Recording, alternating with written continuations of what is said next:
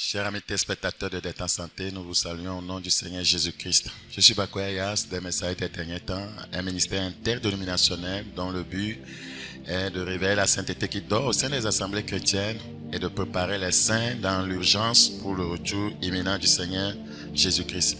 Je salue tout le monde, tous les frères et sœurs qui nous suivent chaque vendredi à 21h30 sur cette antenne. Je salue les collègues pasteurs. Que Dieu bénisse tout le monde. La fois passée, nous avons entretenu sur un thème ressuscité pour la gloire. Ce soir, nous allons nous attarder sur la grande gloire, la gloire à venir, la félicité éternelle. Prions s'il vous plaît. Père, nous te recommandons ta parole. Prions que tu l'utilises pour ouvrir les yeux de tes enfants et les amener à se préparer pour ce jour glorieux. Merci pour cette grâce. Au nom de Jésus, nous avons prié. Nous traitons de notre grand thème, ressuscité pour la gloire. 1 Pierre chapitre 1, le verset 21. C'est notre texte de base. 1 Pierre chapitre 1. 1 Pierre chapitre 1. 1 Pierre chapitre 1, le verset 21. 1 Pierre chapitre 1, le verset 21. Qui par lui croyez en Dieu, lequel l'a ressuscité des morts et lui a donné la gloire. En sorte que votre foi et votre espérance reposent sur Dieu. Ayant purifié vos âmes en obéissant à la vérité pour avoir un amour fraternel sincère, aimez-vous ardemment les uns les autres de tout votre cœur. Christ est ressuscité, il est monté au ciel. C'est ce que nous appelons la gloire. Tout croyant qui fait l'expérience de la résurrection avec Christ, voyez, ne fera que monter, voyez, dans tous les domaines de sa vie. Il montera ici-bas, il montera spirituellement, il sera couronné de gloire et d'honneur, et lorsqu'il passera, voyez, d'ici, voyez, vers l'autre côté, il entrera dans la gloire éternelle. Tout individu qui ait jamais vécu ressuscitera. Vous devez le savoir. Je reprends, tout individu qui ait jamais vécu ressuscitera. Si vous croyez à la mort, croyez aussi à la résurrection. Parce que c'est une réalité, que vous le vouliez ou pas. Tout individu, que ce soit un pécheur, que ce soit un saint, tout individu qui ait jamais vécu ressuscitera. Certains pour l'honneur et la gloire, d'autres pour la honte et l'opprobre éternel. Praise the living God. Alléluia. Donc, dans les Écritures, il est question de deux différentes sortes de résurrection dans le programme de Dieu. Et il est question de deux différentes sortes de résurrection. Nous allons en parler. Vous allez être un peu concentrés, s'il vous plaît. 1. La résurrection pour la vie. C'est ça, la gloire éternelle. 2. La résurrection pour le jugement. C'est ça, la damnation éternelle. Je reprends. Dans le plan de Dieu, il y a deux types de résurrection. Et les Écritures en parlent. Premièrement, la résurrection pour la vie, la gloire éternelle. 2. La résurrection pour le jugement, la damnation éternelle. Certains ressusciteront pour la vie, la gloire éternelle, parce qu'ils ont accepté Jésus comme leur Seigneur Sauveur personnel. D'autres ressusciteront pour le jugement, la damnation éternelle, parce qu'ils ont rejeté Christ et son message. Ils ont rejeté le salut gratuit, l'offre, voyez, gratuite en Christ pour le salut. La résurrection des justes, qui est la résurrection pour la vie, a plusieurs appellations dans la Bible. La résurrection pour la vie, c'est-à-dire la résurrection des justes, a plusieurs appellations dans la Bible. Nous allons voir ça rapidement. 1. La résurrection pour la vie. La résurrection pour la vie. Jean 5, verset 29. Ceux qui auront fait le bien ressusciteront pour la vie. C'est ça, la résurrection pour la vie. La résurrection des saints est appelée la résurrection pour la vie. La résurrection de ceux qui sont nés de nouveau, sauvés par grâce, est appelée la résurrection pour la vie. On l'appelle encore la résurrection du juste. La résurrection du juste. Luc 14. Luc 14. Le verset 14. Et tu seras heureux de ce qui ne peut pas te rendre l'appareil, car il te sera rendu à la résurrection des justes. Donc la résurrection des saints est appelée premièrement la résurrection pour la vie. Deuxièmement, la résurrection du juste. Troisièmement, la résurrection des saints est appelée la meilleure résurrection. Puisqu'il y a une résurrection pour la damnation éternelle. Donc, c'est pourquoi la résurrection pour, voyez, la vie éternelle est appelée la meilleure résurrection. Hébreux 11. Hébreux chapitre 11, le verset 35. Hébreux 11, le verset combien? 35. Des femmes recouvraient leur mort par la résurrection. D'autres furent livrés au tourment et n'acceptèrent point de délivrance afin d'obtenir une meilleure résurrection. Une meilleure résurrection. La résurrection des justes, la résurrection pour la vie, une meilleure résurrection. C'est comme ça qu'on appelle la résurrection des saints. Quatrièmement, on l'appelle encore la première résurrection. Parce que la première résurrection regroupe la résurrection de tous ceux qui iront, voyez, ou bien qui auront la vie éternelle. Apocalypse 24. Et je vis des trônes, et à ceux qui s'y assirent fut donné le pouvoir de juger. Et je vis les âmes de ceux qui avaient été décapités à cause du témoignage de Jésus et à cause de la parole de Dieu, et de ceux qui n'avaient pas adoré la bête ni son image, et qui n'avaient pas reçu la marque sur, voyez, leur front et sur leurs mains. Ils revinrent à la vie et ils régnèrent avec Christ pendant 1000 ans. Les autres morts ne revinrent point à la vie jusqu'à ce que les 1000 ans fussent accomplis. C'est la première résurrection. La résurrection des justes est appelée la première résurrection. Tous ceux qui passeront le règne millénaire avec Christ, voyez, la première résurrection. Ma prière, c'est que chacun d'entre nous puisse se retrouver dans la première résurrection. Alléluia. Praise the living God. 1 Thessaloniciens chapitre 4. 1 Thessaloniciens chapitre 4, le verset 16. 1 Thessaloniciens chapitre 4, le verset 16. Car le Seigneur lui-même a un signal donné à la voix d'un archange et au son de la trompette de Dieu descendra du ciel et les morts en Christ ressusciteront premièrement. La première résurrection. Et nous les vivants. Et nous les vivants. Les saints vivants. Voilà. Nous serons ensemble enlevés avec eux à la rencontre du Seigneur dans les airs. La première résurrection, qui est la résurrection des saints, des justes, est subdivisée en 4 phases. Soyez maintenant très concentrés. Notez tout d'abord que quand nous parlons de la première résurrection, nous parlons de la résurrection de tous ceux qui auront part à la vie éternelle. Tous ceux qui auront part à la vie éternelle. C'est eux qu'on regroupe dans la première résurrection. Et la première résurrection est subdivisée en 4 phases. Parce que, pourquoi nous disons cela? Les gens vont ressusciter à des moments différents. Mais, malgré que c'est à des moments différents, une fois que c'est pour le ciel, c'est pour la gloire éternelle, on les a mis dans, voyez, ce titre, la première résurrection. Parce que les injustes qui ressusciteront, ce n'est pas pour, voyez, la gloire éternelle. On ne peut pas les mettre dans cette catégorie.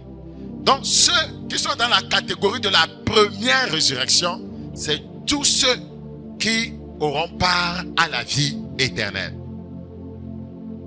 Donc, la première résurrection est subdivisée en 4 phases. Nous allons voir les différentes phases. Parce que les gens vont ressusciter à des moments, voyez, différents. 1. Première phase. La résurrection de Christ. C'est ce que les Écritures appellent les prémices. Jésus est ressuscité avant nous tous.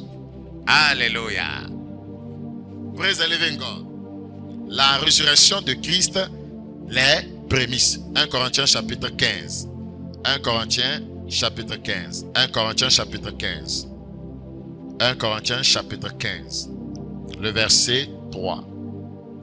Je vous ai enseigné avant tout, comme je l'avais aussi reçu, que Christ est mort pour nos péchés selon les Écritures, qu'il a été enseveli et qu'il est ressuscité le troisième jour selon les Écritures. Le verset 12. Or, si l'homme prêche que Christ est ressuscité des morts, comment quelques-uns parmi vous disent qu'il n'y a point de résurrection des morts? Verset 20. Mais maintenant, Christ est ressuscité des morts, il est les prémices de ceux qui sont morts. Christ est ressuscité des morts, il est les prémices de ceux qui sont morts. Il est les prémices de ceux qui sont morts. La première résurrection est appelée la résurrection de Christ, les prémices. Le verset 23. Mais chacun en son rang. Dans le verset 22 pour mieux comprendre. Et comme tous meurent en Adam, de même aussi tous revivront en Christ. Mais chacun en son rang. Christ comme prémisse. Puis ceux qui appartiennent à Christ lors de son avènement. Christ, voyez, comme prémisse. Qui nous a, voyez, dévancé dans la résurrection. La deuxième phase de la première résurrection est appelée la résurrection des saints de la période de l'Église à l'enlèvement. La résurrection des saints de la période de l'Église à l'enlèvement. Depuis que l'Église est née par Christ, tous ceux qui sont morts à ce moment jusqu'à l'enlèvement, ils ressusciteront. La résurrection des saints de la période de l'Église à l'enlèvement. C'est ce que nous avons l'habitude, voyez, de lire dans 1 Thessaloniciens chapitre 4, le verset 13, voyez, à 16. 1 Thessaloniciens chapitre 4. 1 Thessaloniciens chapitre 4. 1 Thessaloniciens chapitre 4, le verset 13 à 16. Nous ne voulons pas, frères, que vous soyez dans l'ignorance au sujet de ceux qui dorment, afin que vous ne vous affligez pas comme les autres qui n'ont point d'espérance. Car si nous croyons que Jésus est mort et qu'il est ressuscité, croyons aussi que Dieu ramènera par Jésus avec lui ceux qui sont morts. Voici en effet ce que nous vous déclarons d'après la parole du Seigneur. Nous les vivants restés pour l'avènement du Seigneur, nous ne dévancerons pas ceux qui sont morts. Car le Seigneur lui-même a un signal donné à la voix d'un archange et au son de la trompette de Dieu descendra du ciel et les morts en Christ ressusciteront premièrement. Les morts en Christ, ça veut dire que la période de l'Église, les morts en Christ, les morts en Christ, ça parle de la période de l'Église à l'enlèvement. Voilà, c'est Christ qui est venu inaugurer l'ère de l'Église. Les morts en Christ, praise the living God. Et les morts en Christ ressusciteront premièrement. Ensuite, nous les vivants en Christ, voyez, qui seront restés, nous serons tous ensemble enlevés avec eux sur des nuées à la rencontre du Seigneur dans les airs, et ainsi nous serons toujours avec le Seigneur. Consolez-vous donc les uns les autres par ces paroles. C'est la troisième phase. La deuxième phase plutôt, c'est ça non? La deuxième phase, voyez, de la première résurrection. La première résurrection regroupe tous ceux qui auront part à la vie éternelle. 1. La résurrection de Christ, les prémices. 2. La résurrection des saints de la période de l'Église à l'enlèvement. 3. La résurrection des saints de l'Ancien Testament au second avènement de Christ sur la terre. Avant que Christ ne vienne là, depuis que le monde fut monde là, les gens mouraient, non? Tous ceux qui sont morts dans la période de l'Ancien Testament, voyez, et qui doivent aller au ciel, ressusciteront aussi. Abraham, Daniel, les saints de l'Ancien Testament ressusciteront. Daniel chapitre 12, 2. Daniel chapitre 12, 2. Plusieurs de ceux qui dorment dans la poussière, ça fait allusion aux saints de l'Ancien Testament, de la terre se réveilleront, les uns pour la vie éternelle et les autres pour le propre, pour la honte éternelle. Ceux qui se réveilleront pour la vie éternelle, c'est ceux dont je parle. C'est eux qui sont dans la catégorie, voyez, de la première résurrection. La résurrection des saints de l'Ancien Testament au second, voyez, avènement, voyez, de Christ sur la terre. Avant le second avènement de Christ sur la terre, ils ressusciteront. Nous avons la dernière catégorie de ceux qui vont ressusciter et qui sont partis de la première résurrection. C'est la résurrection des saints morts au cours de la grande tribulation. Les saints morts au cours de la grande tribulation. Vous savez qu'au cours de la grande tribulation, les gens vont mourir. Ceux qui vont refuser justement de prendre quoi? Le signe 666. Beaucoup d'entre eux vont mourir. Ceux qui vont refuser de prendre le signe 666. Beaucoup vont mourir. Nous partirons avant ça. Je prie que tu partes à l'enlèvement. J'ai dit, je prie que tu partes à l'enlèvement. La résurrection des saints, la résurrection des saints morts au cours de la grande tribulation. Au cours de la grande tribulation. La résurrection des saints morts au cours de la grande tribulation. Quand la trompette va sonner et les saints morts en Christ ressusciteront et vont partir avec les saints vivants sur la terre, voyez, nous allons entrer dans l'ère de la grande tribulation. Dans ce qui va durer une période de 7 ans. Cette période sera subdivisée, bien sûr, en 3 ans et demi. Voyez, les premières 3 ans et demi, l'Antéchrist viendra, voyez, pour résoudre, voyez, les problèmes du monde, les problèmes économiques et autres, tout ça là. Mais après 3 ans et demi, voyez, il va essayer de faire la paix avec Israël, il va tromper, voyez, Israël. Et c'est là Israël va dire non. Et c'est là que va commencer la grande tribulation. Vous voyez, de 3 ans et demi. 3 ans et demi de grande tribulation, de souffrance. Là, on demandera aux gens, voyez, de recevoir le signe 666. Et ceux qui vont refuser de prendre le signe 666 seront torturés à mort. Seront torturés. Donc, il y a certains qui vont rater, bien sûr, l'enlèvement. Et qui vont, voyez, se repentir alors que l'église n'est plus là. Et se rappeler des Écritures et refuser de prendre le signe 666. Mais au prix de leur sang. On coupe une de tes oreilles. Un exemple. Vas-tu recevoir 666 ou pas? On coupe ton cacaï. Mais tu ne meurs pas. Vas-tu recevoir le 666 pas? On te viole. Voyez, vas-tu recevoir 666 ou pas? Beaucoup ne pourront pas tenir dans les cris, les pleurs. Voyez, je veux prendre. Et quand tu seras marqué, c'est que c'est fini pour toi.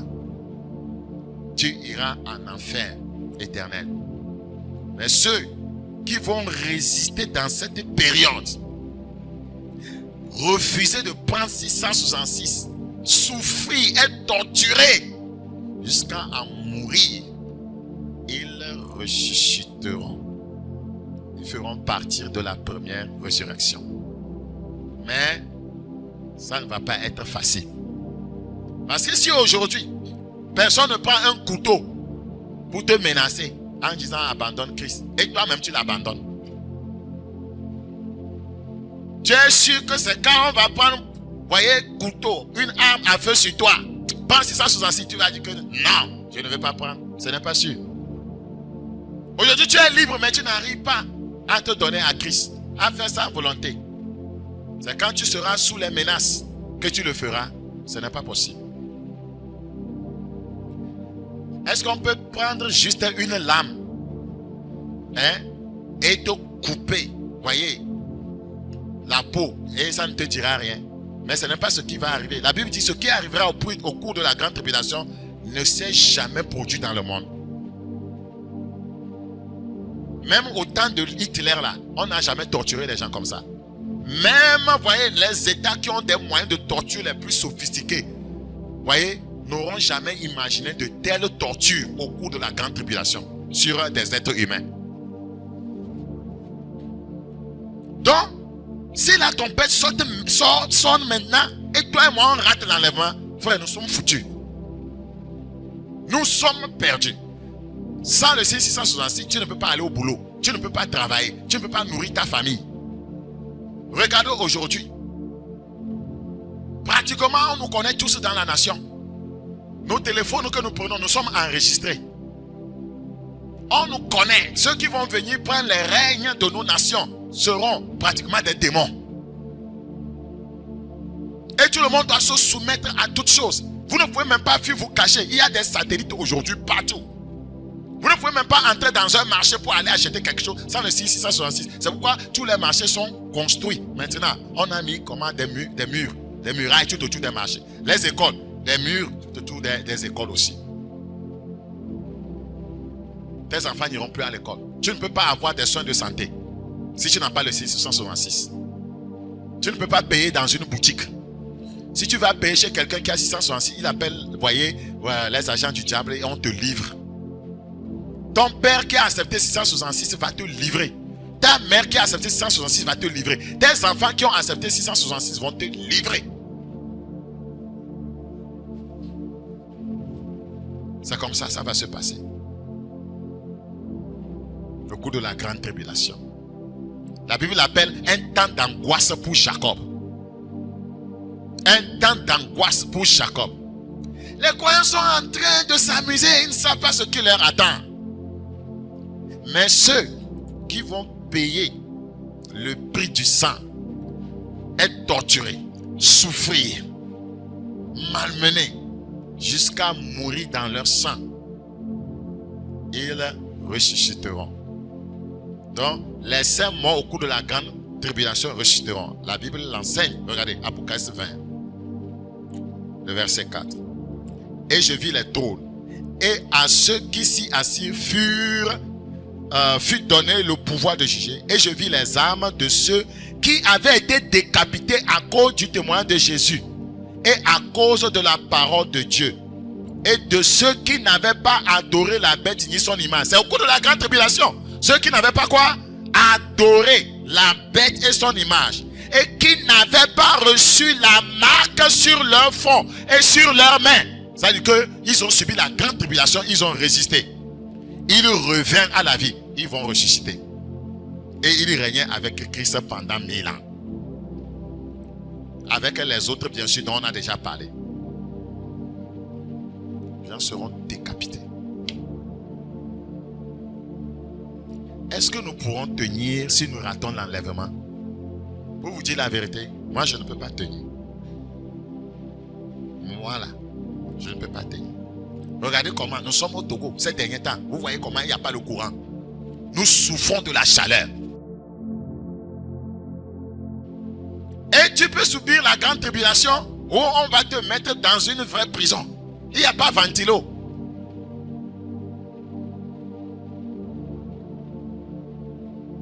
Les croyants écoutent ces choses, mais ils ne se repentent pas jusqu'à ce que cela ne soit trop tard. Je prie vraiment Dieu qui m'a accordé la grâce de vous parler de ces choses. Mettez-vous en règle. Pasteur, mettez-vous en règle. Aidez votre église à se mettre en règle. Mettez-vous en règle. Aidez vos fidèles à se mettre en règle. Vous qui m'écoutez, ne soyez pas accoutumés à ces messages seulement. Oh mariage, oh gloire, bien matériel, possession matérielle, belle maison, belle voiture, c'est bien. Mais ce n'est pas tout l'évangile ça. Ce que je suis en train de dire, n'est-ce pas dans les Écritures? Considérez l'autre, voyez, revers de la médaille. Et préparez-vous en conséquence. Pour passer un examen, on se prépare. Pour se marier, on se prépare. Pour voyager, on se prépare. Pour aller au ciel, on se prépare. Vous n'irez pas au ciel par hasard. Vous n'avez pas payé des pots de vin à Dieu pour aller au ciel. Vous pouvez être un multimilliardaire. Vous ne pourrez jamais corrompre Dieu pour entrer dans la gloire éternelle. C'est impossible. Vous pourrirez avec vos richesses. Vous pourrirez avec votre argent. Donnez-vous des réjouissances sur la terre. Méprisez les hommes. Malmenez, maltraitez les hommes. Maltraitez les hommes. Un jour viendra, vous payerez cela. Vous finirez dans les flammes éternelles. Si vous ne vous ravisez pas, si vous ne revenez pas à Jésus-Christ, le Seigneur et Sauveur. résurrection des saints morts au cours de la période de la grande tribulation. C'est la quatrième phase, voyez, de la première résurrection. La quatrième phase de la première résurrection. La résurrection des saints morts au cours de la grande tribulation. Et ils ne seront pas très nombreux. Ils seront nombreux, mais pas très nombreux. Allez-y comprendre quelque chose. Parce que l'homme ne supporte pas la souffrance, surtout les femmes. Une femme qui voit un cafard, et on va amener un serpent pour coucher avec toi. On dit, si tu ne prends pas 666, le serpent entre en toi. C'est mieux de dire comme ça, entre en toi. Ola Wekaba, quand tu vois la gueule du serpent, ils vont amener des chiens gigantesques. Puisque la Bible dit que ce qui va arriver n'est jamais arrivé dans le monde, on nous donne la latitude d'imaginer. On ne dit pas que le pasteur exagère. Tout ce que je peux imaginer ne peut pas être ce qui va arriver, ce sera plus. C'est que ça dépasse l'imagination humaine, l'entendement humain, ce qui va arriver. Regardez, au cours de la guerre civile, même en Côte d'Ivoire, comment les femmes ont été violées. J'ai suivi le témoignage d'une femme qui pleurait parce que plusieurs hommes l'ont violée à la fois. On va amener des gens comme ça, on dit, reçois 666 ou on te viole. Après 3 coups, tu vas démissionner. Je vais prendre le signe. Et c'est que tu es perdu éternellement. Aujourd'hui, on nous prêche la parole de Dieu, de nous conformer à la parole, la sainteté, d'abandonner nos petites querelles, la division, les murmures, voyez, la haine, l'envie. Nous nous amusons. Ça ne nous dit rien. Non, moi je suis calqué sur mon plan. Je suis calqué. C'est ce que moi je veux. Moi je ne change pas. Personne ne veut être humble. Nous oublions que nous sommes en train de poursuivre le ciel. Moi je prie que Dieu m'humilie davantage. Je prie que Dieu me transforme davantage. Je prie que la crainte de Dieu se saisisse davantage de moi. Je prie que la haine du péché se développe davantage dans mon cœur. Je veux partir à l'enlèvement. Soit, si c'est la mort, que je meure dans la sainteté. Que je meure dans la sainteté. C'est la vérité. Tous les saints de Dieu qui étaient morts ressusciteront à la première résurrection. Aucune âme ne sera oubliée. Même si c'est un requin qui t'avait avalé dans la mer. Aucune âme ne sera oubliée. Aucune âme ne sera oubliée. Apocalypse chapitre 20. Apocalypse chapitre 20. Apocalypse chapitre 20. Apocalypse chapitre 20. Le verset 6.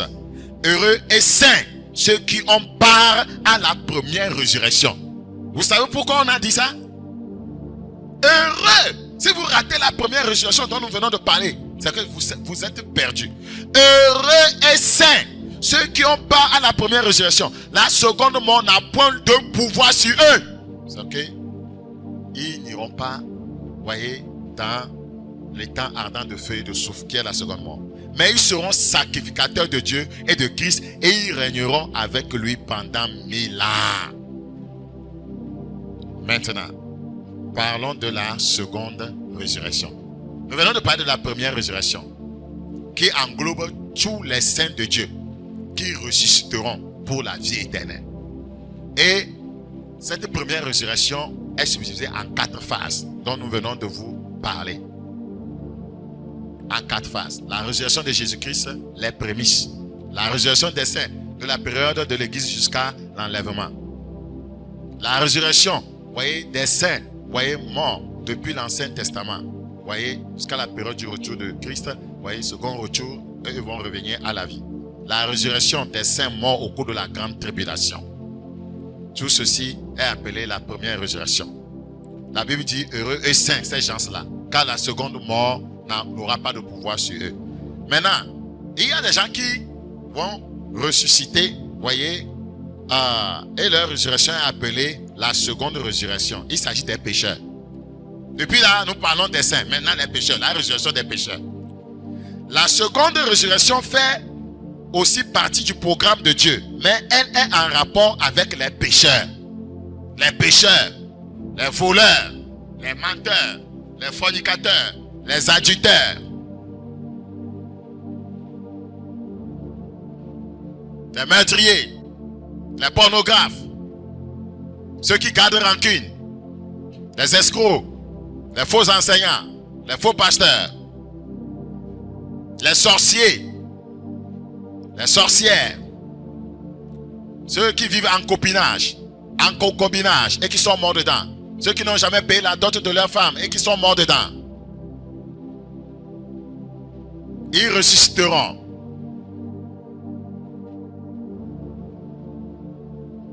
Mais c'est pour la condamnation éternelle.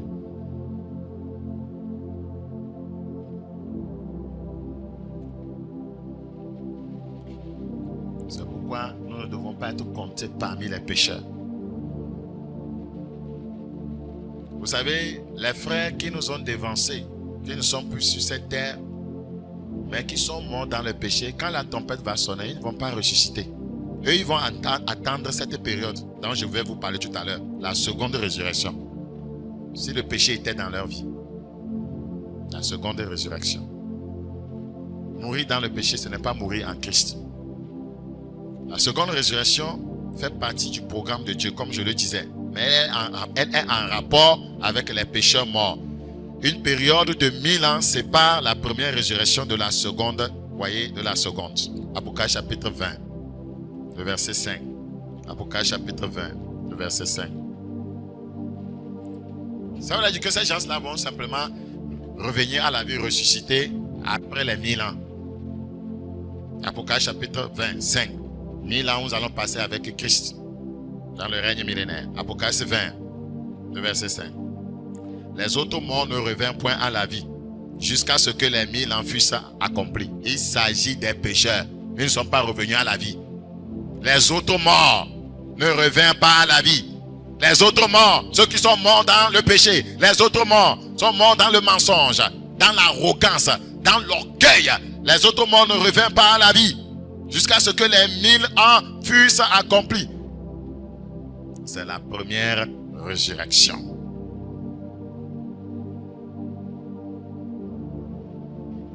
Heureux et saints ceux qui ont part à la première résurrection, c'est-à-dire ceux qui vont ressusciter, voyez, pour la vie éternelle, ils sont dans le groupe de la première résurrection. Les autres morts qui ne sont pas revenus, voyez, eux, ils sont de l'autre côté, la seconde résurrection.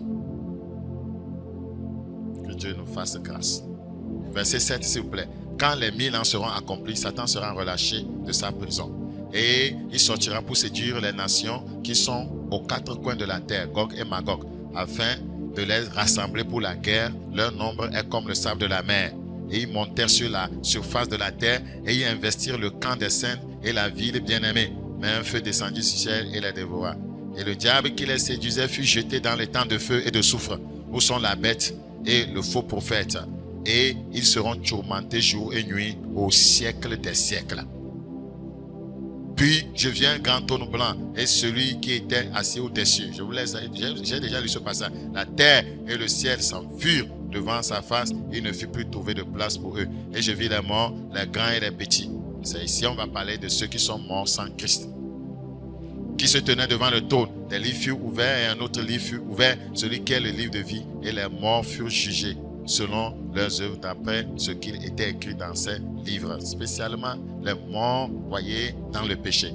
La mer rendit les morts qui étaient en elle. La mort et le séjour des morts rendit les morts qui étaient en eux. Et chacun fut jugé selon ses œuvres. C'est les pécheurs qui iront en jugement. Et la mort et le séjour des morts furent jetés dans les temps de feu. C'est la seconde mort, les temps de feu. Quiconque ne fut pas trouvé écrit dans le livre de vie fut jeté dans les temps de feu. C'est le jugement, voyez, des pécheurs. La seconde résurrection est aussi appelée la résurrection des injustes. Nous l'avons déjà vu dans Jean chapitre 5, le verset 29. La résurrection des injustes, la résurrection pour la damnation éternelle. Tous ceux qui auront part à la seconde résurrection et dont les noms ne sont pas dans le livre de vie vont au châtiment éternel et seront, voyez, tourmentés dans les temps de feu. Ils seront tourmentés dans les temps de feu. que le Seigneur nous accorde la grâce de ne pas mourir pécheur. Je dis que le Seigneur nous accorde la grâce de ne pas mourir pécheur. Vous savez que le péché, c'est tout ce qui souille. La Bible dit rien de souillé n'entrera au ciel. Le péché, c'est la transgression de la loi de Dieu. Quiconque s'aligne sur la parole de Dieu, vit les enseignements de Christ, n'est pas un pécheur. C'est très important. La résurrection de Christ et la résurrection future des saints, voilà le fondement de notre foi chrétienne. Je reprends. La résurrection de Christ et la résurrection future des saints, voilà le fondement de notre foi chrétienne. 1 Corinthiens chapitre 15, le verset 16. 1 Corinthiens chapitre combien? 15. 1 Corinthiens chapitre 15.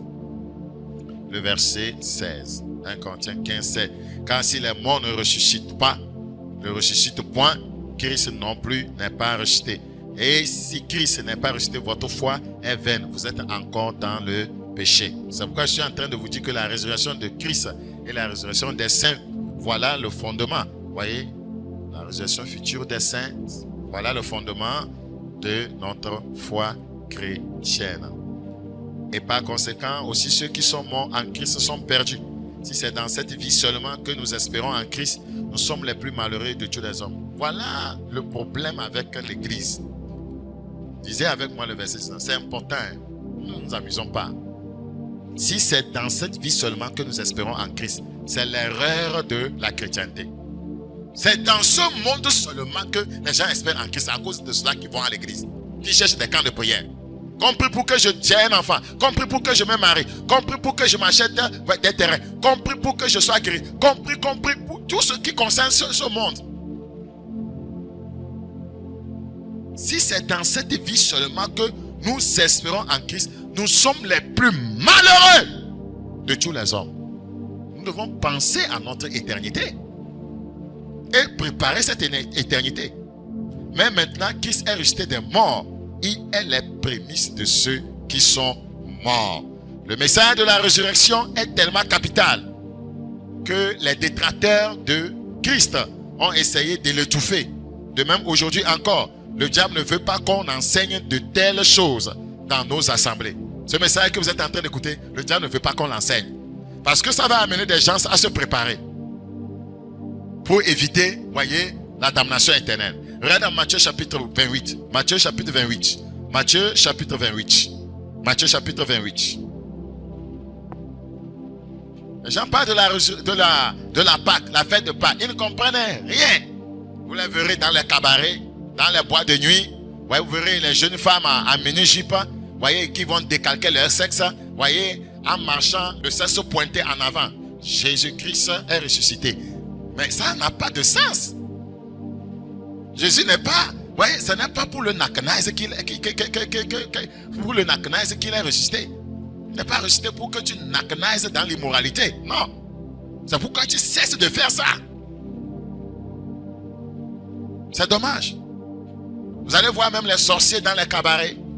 Vous allez voir les charlatans dans les cabarets, que c'est la Pâque. Un charlatan va se lever et demander à sa femme d'aller acheter un mouton, que de préparer la nourriture pour les enfants, que c'est la fête de Pâques. Ça n'a pas de sens. Les gens vont danser que c'est la Pâque, en dansant à Wiluluba, que c'est la Pâque. Ça a un sens. Tout puissant, tout puissant. On n'a qu'à devenir fou. La Pâque et vous devenez fou. Oh, Jésus est mort pour vous délivrer de votre folie.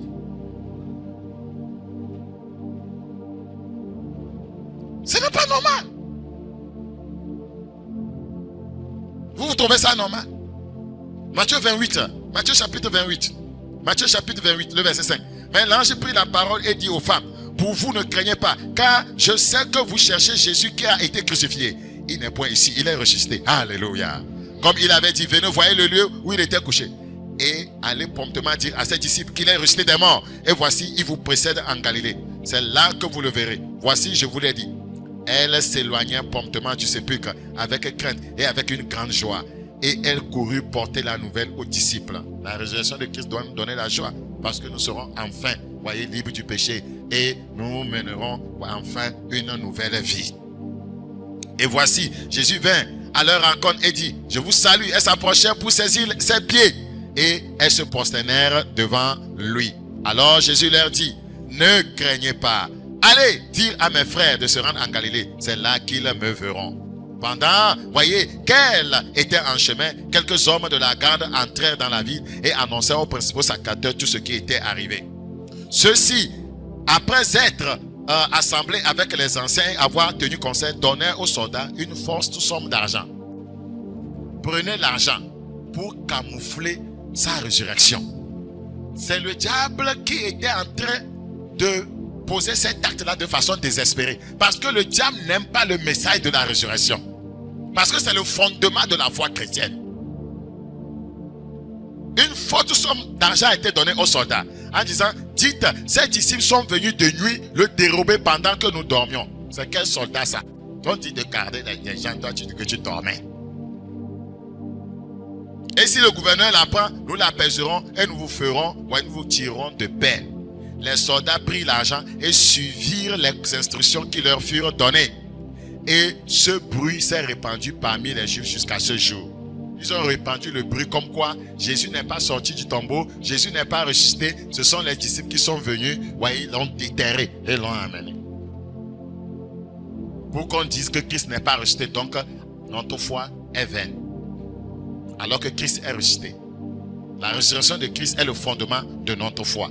Pour être participant à la première résurrection, je vais conclure maintenant. Pour être participant à la première résurrection, la résurrection de ceux qui sont sauvés, il est nécessaire d'être ressuscité spirituellement au cours de la vie présente. Il est nécessaire d'être ressuscité, voyez, spirituellement au cours de la vie présente. Ça veut dire quoi? C'est-à-dire, voyez, que l'esprit qui est mort par les offenses et le péché est ramené par les offenses et le péché. Cet esprit est ramené à la vie. Et l'être tout entier est renouvelé dans la ressemblance glorieuse de Dieu pour une vie de justice et de sainteté, sans laquelle nul ne verra le Seigneur. Vous voulez participer à la première résurrection? Vous devez naître de nouveau. Vous devez vous séparer du péché. Vous devez vivre en vous alignant sur les Écritures. Vous voulez participer à la première résurrection? Vous devez mourir dans le Seigneur. Soit vous devez partir à l'enlèvement. Vous devez partir à l'enlèvement. Si vous partez à l'enlèvement, quand Christ reviendra à son second retour sur la terre, vous reviendrez avec lui. Alléluia. Je dis Alléluia. Praise the living God. Nous reviendrons pour le règne millénaire après les noces de l'agneau. Il y aura un mariage au ciel. Il y aura les noces de l'agneau. La table est déjà dressée. Tous les saints trouveront leur place sur autour de la table. C'est une grande et longue table. Et nous allons prendre le souper avec le Seigneur. Alléluia. Alléluia. Je compte moi-même me voir autour de la table avant de te voir. Mais vous pensez que j'allais dire quoi? Praise the living God. Alléluia, alléluia. Ce sera glorieux. Personne ne doit rater ce jour glorieux. Je dis personne ne doit rater ce jour glorieux. Alléluia. 2 Corinthiens chapitre 5. Je vais lire ces passages de conclusion. 2 Corinthiens 5. Vous voyez, pour nous motiver à poser des actes, voyez, qui vont nous aider à nous préparer pour ce jour glorieux. 2 Corinthiens 5. 2 Corinthiens chapitre 5. 2 Corinthiens chapitre 5. Le verset 17. 2 Corinthiens 5, 17. Si quelqu'un est en Christ, il est une nouvelle créature. Les choses anciennes sont passées. Voici toutes choses sont devenues nouvelles. Vous devez mourir à votre passé. Et tout cela vient de Dieu, qui nous a réconciliés avec lui par Christ et qui nous a donné le ministère de la réconciliation. Car Dieu était en Christ réconciliant le monde avec lui-même, en n'imputant point aux hommes leurs offenses, et il a mis en nous la parole de la réconciliation. Nous faisons donc les fonctions d'ambassadeurs pour Christ, comme si Dieu exhortait par nous. Voyez, nous vous en supplions au nom de Christ, soyez réconciliés avec Dieu. Si vous voulez prendre part à la première résurrection, voyez, vous voulez, voyez, hériter la vie éternelle, réconciliez-vous avec Dieu. Tout pécheur est en inimitié avec Dieu. Tout pécheur est en conflit avec Dieu. Votre péché fait que, voyez, Dieu vous a déclaré la guerre.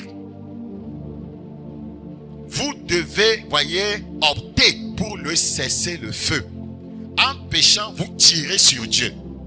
En acceptant Jésus-Christ comme votre Seigneur Sauveur personnel, vous avez opté pour le cessez-le-feu. Vous avez opté pour une trêve. Et je prie que cette trêve, voyez, soit éternelle. Hébreux chapitre 12. Hébreux chapitre 12. Le verset 14. Recherchez la paix avec tous et la sanctification sans laquelle personne ne verra le Seigneur. Si vous avez donné votre vie à Jésus, si vous avez fait la paix avec Dieu, vous devez rechercher la sanctification. La sanctification, c'est une vie contraire à la vie du péché. Voilà, vous devez permettre à Dieu de vous purifier. Il nous purifie par sa parole. Il nous purifie par le sang de Jésus-Christ. Voilà, il nous purifie par le Saint-Esprit. Nous devons mener une vie de pureté, une vie de sainteté. C'est-à-dire une vie qui s'aligne sur les Écritures. Très, très important. Dans Luc chapitre 1, le verset 74-75. Luc chapitre 1, le verset 74-75. Luc 1, 74. Luc chapitre 1, le verset 74. De nous permettre, après que nous serions délivrés de la main de nos ennemis, de le servir sans crainte, en marchant devant lui dans la sainteté et dans la justice tous les jours de notre vie. C'est à cette seule condition que vous pouvez à tout moment vous retrouver au ciel. Si à tout moment vous menez une vie sainte, vous pouvez vous retrouver à tout moment au ciel, soit par l'enlèvement, soit par la mort. Vous pouvez vous retrouver à tout moment au ciel. Il suffit que la vie de sainteté soit votre standard de vie, votre style de vie. Ça veut dire que vous pouvez vous retrouver à tout moment au ciel, que ce soit par la mort ou que ce soit par l'enlèvement de l'Église. La Bible dit dans Colossiens 1, Colossiens chapitre 1, Colossiens chapitre 1, Colossiens chapitre 1, le verset 28. Colossiens 1, le verset 28. C'est lui que nous annonçons, c'est Jésus que nous annonçons. Qu'est-ce que je suis en train de faire sur ce média? C'est lui que nous annonçons, exhortant tout homme et instruisant tout homme en toute sagesse, afin de présenter à Dieu tout homme devenu parfait en Christ. N'allons pas présenter des pécheurs à Dieu. Il ne va pas les accepter. N'allons pas présenter à Dieu ceux qui ont construit des châteaux sur la terre. N'allons pas présenter à Dieu ceux qui ont 5 véhicules. N'allons pas présenter à Dieu ceux qui ont beaucoup de comptes bancaires. N'allons pas présenter à Dieu ceux qui ont voyagé partout dans le monde. Non, n'allons pas présenter à Dieu, voyez, de belles femmes, de beaux hommes. Non, nous allons présenter à Dieu des gens devenus parfaits en Christ, matures en Christ, qui vivent dans la sainteté. C'est le travail de l'homme de Dieu. La Bible, l'apôtre Paul est en train de nous dire ici, c'est à quoi je travaille. Pasteur, tu travailles à quoi? C'est à quoi je travaille? Moi, voyez, de façon humble, Makoya Yas, c'est à quoi je travaille. C'est à quoi je travaille. Présenter à Dieu des hommes devenus parfaits en Christ. Présenter à Dieu des gens nés de nouveau, transformés par grâce. Présenter à Dieu des gens qui ont vécu dans la pureté, dans la sainteté tous les jours de leur vie. C'est ce à quoi je travaille. C'est ce à quoi je travaille. En combattant avec sa force qui agit puissamment à moi. Les gens peuvent dire n'importe quoi sur moi. Les gens peuvent m'insulter. Les gens peuvent, voyez, raconter des bêtises sur moi. C'est ce à quoi je travaille. Les gens peuvent m'étiqueter de faux, me dire n'importe quoi. C'est ce à quoi je travaille. Présenter à Dieu des gens devenus parfaits en Christ. Des gens sanctifiés. C'est ce à quoi moi je travaille. On peut me mettre en quarantaine dans mon pays. C'est ce à quoi je travaille. Présenter à Dieu des gens devenus saints en Christ. C'est ce à quoi je travaille. Et le message de la sainteté ne quittera jamais mes lèvres. Sainteté en privé, sainteté en public. Sainteté en privé, sainteté en public. Je prie que Dieu t'accorde la grâce de te préparer. C'est un sujet important. Regardez le verset 22 qui, des fois, me dérange tellement. Ça fait partie de ces versets-là qui me poussent à rechercher la paix avec tous et la sanctification sans laquelle personne ne verra le Seigneur. Le verset 22 de Colossiens 1. Verset 21 pour mieux comprendre. Et vous qui étiez autrefois étrangers et ennemis par vos pensées et par vos mauvaises œuvres, il vous a maintenant réconciliés par sa mort dans le corps de sa chair. C'est en sa mort qu'il nous a réconciliés à son Père. Si Jésus n'était pas mort pour nos péchés, Dieu n'allait jamais nous pardonner. C'est pas sa mort qui nous a réconciliés. Pour vous faire paraître, regardez, Jésus veut faire paraître les gens comment devant son Père? Pour vous faire paraître devant lui, c'est-à-dire son Père, c'est irrépréhensible et sans reproche. Ça fait peur. Savez-vous ce que c'est qu'être sans reproche? Les gens vont vous dire que non, personne ne peut être sans reproche. Est-ce que les Écritures ne l'enseignent pas? Est-ce que les Écritures ne l'enseignent pas? Ce n'est pas un passage biblique. Lisez sur l'écran. Pour vous faire paraître devant lui. Pour faire paraître les pasteurs devant lui. Pour faire paraître les fidèles devant lui. Les diaconesses devant lui. Les diacres devant lui. Pour faire paraître son église devant lui. Ceux qui l'ont adoré sur scène devant lui. C'est irrépréhensible et sans reproche. Et que le verset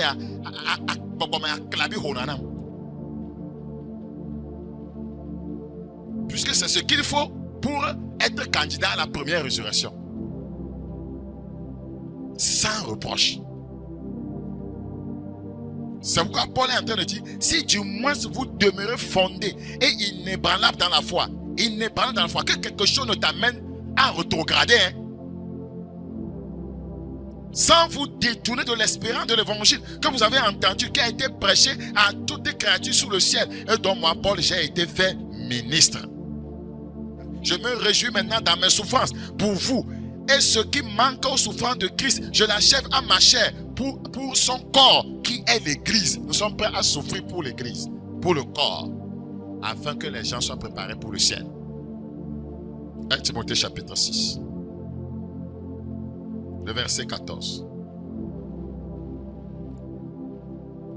Pour mieux comprendre, verset 13. Je te recommande devant Dieu qui donne la vie à toutes choses. Dieu donne la vie à combien de choses? À toutes choses. Et devant Jésus-Christ qui fit une belle confession devant Ponce Pilate de garder le commandement et de vivre sans tâche. Qu'aucun prédicateur ne vous tombe en disant, voyez, la Bible n'enseigne pas la pureté et la sainteté. Et de vivre sans tâche, sans reproche, jusqu'à l'apparition de notre Seigneur Jésus-Christ. Ça veut dire qu'on doit être dans cet état d'irréprochabilité jusqu'à l'apparition de notre Seigneur Jésus-Christ. Éphésiens 5, 27. Éphésiens 5. Des fois, on s'oublie, on vit comme des pécheurs. Éphésiens 5, 27. Éphésiens 5, 27. Afin de faire paraître devant lui cette église. Quand on parle de l'église glorieuse, on parle des rachetés. On ne parle pas des temples. Ce n'est pas des temples aussi beaux que soit. Voyez, le temple qu'on a construit. Voyez, ce n'est pas ce temple-là qui se présentera devant Dieu. Mais c'est le temple spirituel qu'est le croyant. Praise the living God. Afin de faire paraître devant lui cette église glorieuse, sans tâche. Qu'est-ce qui tâche? C'est le péché. Sans tâche, ni ride, ni rien de semblable, mais sainte et irrépréhensible. L'église glorieuse est celle qui est ressuscitée avec Christ et dont est bénéficiaire de la gloire éternelle. Je reprends. L'église glorieuse est celle qui est ressuscitée avec Christ et qui est donc bénéficiaire de la gloire éternelle. Frères et sœurs, avoir foi en la résurrection, c'est d'abord arracher de son cœur la complicité avec la mort. Et cela, c'est déjà un miracle. Je reprends. Avoir foi en la résurrection, c'est arracher de son cœur la complicité avec la mort. Ne sois pas complice avec la seconde mort, l'enfer éternel. Arrache ça de ton cœur en naissant de nouveau.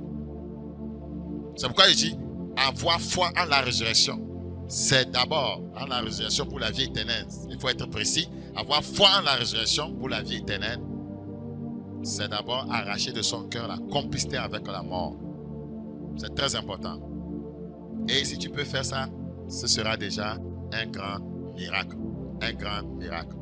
Praise the living God. Vous savez, si nous nous marions aujourd'hui ici-bas, bien sûr nous rentrons réellement en fiançailles ou en mariage, on peut le dire, avec Jésus-Christ. Vous voyez, ce mariage va nous assurer une fin glorieuse. Si nous ne rompons pas notre mariage avec Christ jusqu'à la mort, jusqu'à l'enlèvement, une fin glorieuse nous sera assurée. Mais si dans notre mariage avec Christ, on ne s'entend pas, alors nous ne passerons pas aussi l'éternité avec lui. Entre toi et Christ, le foyer que Christ et toi vous avez constitué, est-ce que ce foyer marche? Est-ce que Christ, ton mari, ne te reproche pas des choses? Est-ce que Christ, ton mari, ne te parle pas d'insoumission? Si tu continues dans cet état, si ton mariage avec Christ ici-bas n'a pas marché, il n'y aura pas de mariage avec Christ au-delà. Pas de noces de l'agneau. Nous devons nous mettre en règle. Vous savez, parfois, insurrection, c'est résurrection. Parfois, insurrection, c'est résurrection. Vous devez vous insurger contre votre vie présente qui ne glorifie pas le nom du Seigneur. Alors vous allez expérimenter la résurrection. Parfois, l'insurrection, c'est la résurrection. Mais si vous ne vous insurgez pas contre cette vie présente qui est en déphasage avec les Écritures, vous ne pourrez jamais, voyez, permettre à votre, voyez, esprit humain d'être ressuscité ici. Voyez, pour, voyez, héberger le Saint-Esprit qui va vous conduire à mener une vie de sainteté. C'est important. Nous devons mourir au péché ici, ressusciter avec Christ ici, mener une vie ressuscitée avant d'espérer, voyez, passer notre éternité au ciel. Le croyant, l'Église, doit s'insurger contre le péché, contre le mal. C'est pourquoi nous disons parfois insurrection, c'est la résurrection. Praise the living God. Et quelqu'un a dit l'embêtant avec la résurrection, c'est qu'il faut mourir avant. Il dit l'embêtant de la résurrection, avec la résurrection, l'embêtant avec la résurrection, c'est qu'il faut mourir avant. Si vous voulez expérimenter la résurrection avec Christ, vous devez mourir avant. C'est-à-dire mourir au péché. Vous allez ressusciter avec lui pour une nouveauté de vie. On ne peut pas aller au ciel, on ne peut pas vouloir aller au ciel alors qu'on vient au paradis alors qu'on ne veut pas mourir. Vous voulez aller au paradis, vous devez mourir à votre péché. Praise the living God. Tout croyant qui croit à la mort doit croire à la résurrection. Moi je crois à la mort parce que la Bible l'enseigne. Si je crois à la mort, ça veut dire que je crois aussi à la résurrection. Parce que la mort n'est pas une fatalité, la mort n'est pas la fin. La mort est une transition vers la vie éternelle pour nous les croyants. Et pour les pécheurs, la mort est une transition pour la damnation éternelle. Choisis ton camp. Où passeras-tu ton éternité? J'ose croire que le Seigneur a utilisé cet enseignement pour, voyez, nous ramener à lui, nous amener à nous interroger, voyez, sur notre éternité future. Je vais m'arrêter ici. C'était Bakoya Yash, des messagers des derniers temps. Rendez-vous le vendredi prochain à 21h30 sur cette même antenne. Merci beaucoup.